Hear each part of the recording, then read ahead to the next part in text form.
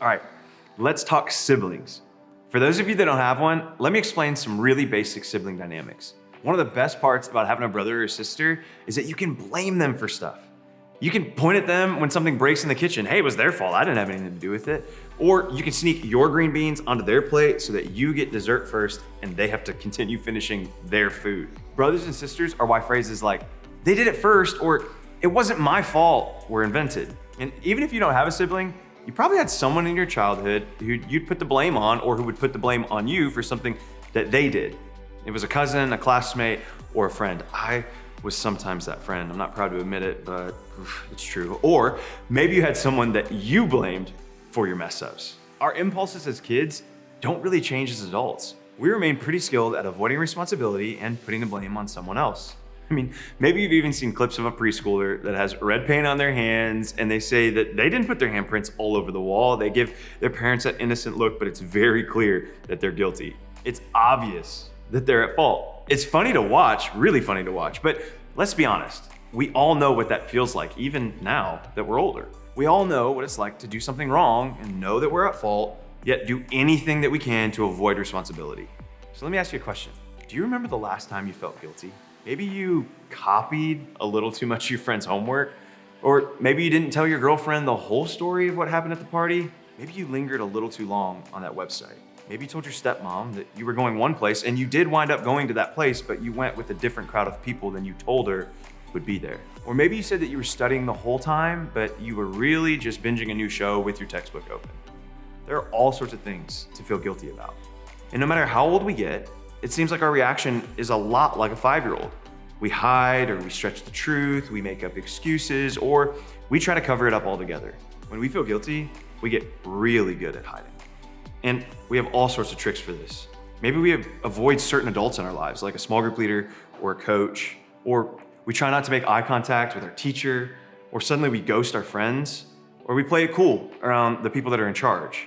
We might even turn off our location, stop sharing it with certain people. We do everything that we can to act as though nothing happened, even though on the inside, we know what we did was wrong and it's actually eating us up. And this isn't just what we do with other people. If we believe in God, chances are our guilt causes us to hide from Him too. We know that God knows what we did and we know that He knows that it was wrong. So we back away from our relationship with Him. It's easy to hide something that we did from the people around us, but it's much more complicated to hide those things from God, who knows everything. We can't actually run away from Him. So we just start to make Him less and less and less a part of our lives. I mean, maybe you still go to small group, but when the conversation gets real, suddenly you don't speak up anymore. Or maybe you still show up to church, but you're not really feeling it in worship anymore, and you don't even know if you want to or if you really want to be here. Maybe you tell everyone that you have too much going on with school and sports and everything else, but really, you just don't want to participate in this faith stuff anymore. No matter what it looks like for you, we all have the tendency to let our guilt get in the way of our faith. I know I've done it in my own life, probably more times than I could count. Thankfully, we're not the first people to have these kinds of experiences with guilt. I'm thankful for that. The Bible provides plenty of examples that we can learn from, and we're going to talk about just one of them today. For the last few weeks, as a part of the Easter season, we've been in this series called Afterlife. We've looked at people who physically saw Jesus after the resurrection, after He came back to life. See, when you see a friend who died and is now walking around alive on his own power, it changes you.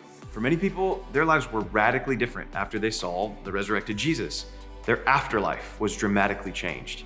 And that includes this guy named Peter. Peter was one of Jesus' closest friends, and he was a key leader during the early days of the Christian movement. But Peter had some run-ins with guilt and shame, like all of us do sometimes. Peter was known as being Jesus' loud friend, which is, I'm also the loud friend, in case you're wondering. We all have them, or maybe you, like me, are that loud friend. And this got Peter in trouble from time to time. Actually, it happened pretty often. And one of the worst examples started when Jesus was arrested. See, Jesus was praying in a garden, some of his closest friends nearby, and on that same evening, this group of people showed up to arrest him. And when they come to arrest him, Peter steps up and stabs a guy, which sounds intense, but he cuts the guy's ear off, which is either terrible aim or he needs to ask for a refund from the person who taught him how to shank. Like, it's just so strange. It was definitely a bold move, but it was a weird move. But it was still bold. It's not a recommended strategy to prove your loyalty to a friend. Don't stab anybody in the ears. It's just the worst. But hey, at least he was there for Jesus. But then get this. Just hours later, when Jesus was given the sketchy, bogus trial, Peter stood nearby, and you'd expect him to step up, but instead, he lied 3 separate times about his connection to Jesus. He denied even knowing the guy. He went from stabbing a guy in the ear to denying knowing Jesus altogether. Even worse, before any of this happened, Jesus actually told Peter that he would do exactly that he would deny being connected to Jesus at all. Jesus basically told Peter, I've experienced your loyalty so far, but when it comes down to the end, you won't be loyal to me. Peter defends himself, assuring Jesus that he would never do that. And then, at Jesus' lowest, most difficult moment, that's exactly what Peter did. Jesus was arrested, tried, and nailed to a Roman cross. And the last thing that Peter did was deny even knowing him. I mean, I almost feel guilty for him. What a brutal end to his story, right? But like we've talked about in the series, Jesus' death wasn't the end of the story. Easter happens. The tomb is empty and Jesus is alive. The whole direction of the story takes on this incredible change, which is awesome, unless you're Peter. See, maybe he had some mixed feelings about the whole thing.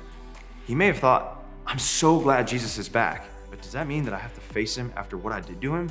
To Peter, it's possible the resurrection was a reminder of the guilt and the shame that he felt.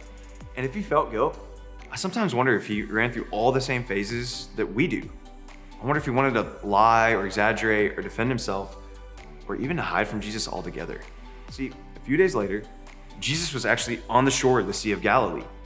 Peter was in a boat with the other disciples, and they all saw Jesus. They went to the shore, Jesus made breakfast, and he brought up the thing that no doubt was weighing on Peter's mind. And one of Jesus' other closest friends, this guy named John, who was actually also there at breakfast, wrote down what happened. Look at what he said. When they had finished eating, Jesus said to Simon Peter, Simon, son of John, do you love me more than these? Yes, Lord, he said. You know that I love you. Jesus said, feed my lambs. Again, Jesus said, do you love me? He answered, yes, Lord, you know that I love you. Jesus said, take care of my sheep. The third time he said to him, Simon, son of John, do you love me? And Peter was hurt because Jesus asked him the third time, do you love me? He said, Lord, you know all things. You know that I love you. And Jesus said, feed my sheep. See, Peter denied knowing Jesus 3 times, and then Jesus asked Peter, do you love me 3 times? In other words, for every time that Peter denied knowing Jesus, Jesus gives Peter another chance. And in giving him a chance, Peter knows that he's loved and forgiven. Jesus wants Peter to know that he has a second chance. He even tells Peter that he wants him to continue to lead, which is why he said, feed my sheep. This exchange is fascinating. Jesus asked Peter if he still loves him. As humiliating and terrible as it was for Peter to deny Jesus, here was a chance to make it right. Even though Peter may have given up on himself, Jesus hadn't given up on Peter. Peter could have given into his guilt and gone into hiding, but that isn't what Jesus wanted for Peter. Jesus didn't want Peter's life to be defined by guilt. He wanted Peter to experience grace. Peter knew that Jesus had been killed, and then he saw Jesus after he came back to life. This proved to Peter that Jesus was capable of offering him the grace that he needed to forgive himself. The resurrection showed Peter the power Jesus had, and Peter's encounter with Jesus on the beach that day showed that Jesus chose to offer him powerful grace. The resurrection proved that guilt didn't have to destroy Peter's faith. Instead, grace could destroy his guilt and fuel his faith. Because of grace, Peter was no longer controlled by his guilt. Because of grace, Peter accepted the love Jesus offered him. Because of grace, Peter traveled around the world preaching about that same grace that changed his life. Think of it this way. Because of the resurrection, Peter realized that grace is greater than guilt.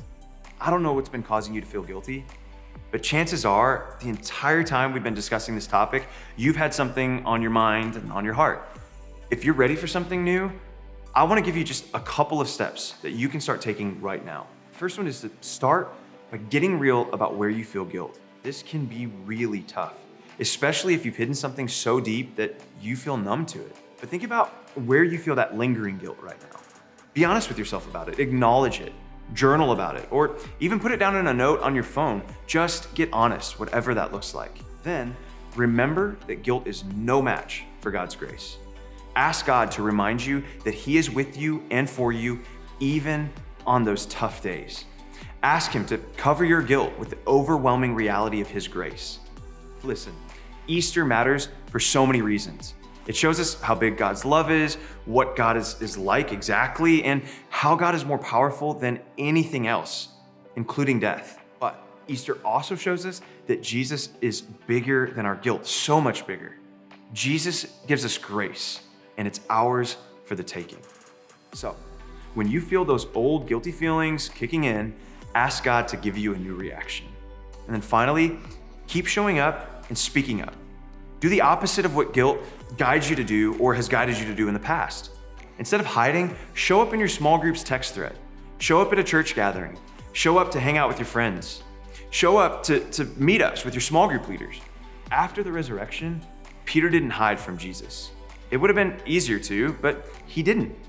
Like Peter, you and I, we just need to keep showing up. The resurrection proved that our guilt is no match for God's grace. We don't have to let guilt change our faith anymore. Instead, we get to let grace change our guilt. We know that talking about God's grace is one thing, but experiencing it is something entirely different. And that's why we have small groups. We want you to have a safe place to fight for that grace when your guilt feels too heavy. Small group is the safest place for you to discover this alongside your friends and your small group leaders. Your small group leaders have literally gone through training of how to handle some really hard conversations. And they have people that they can get real with about their guilt as well. So they've experienced it too. They've encountered grace and they will pass that same grace on to you. Why? Because that's what the resurrected Jesus demonstrated in Peter's life. And that's why Peter's life after, or his afterlife, was so powerful. Because of the resurrection, Peter realized that grace is greater than guilt. And because of Easter, you and I can realize that as well.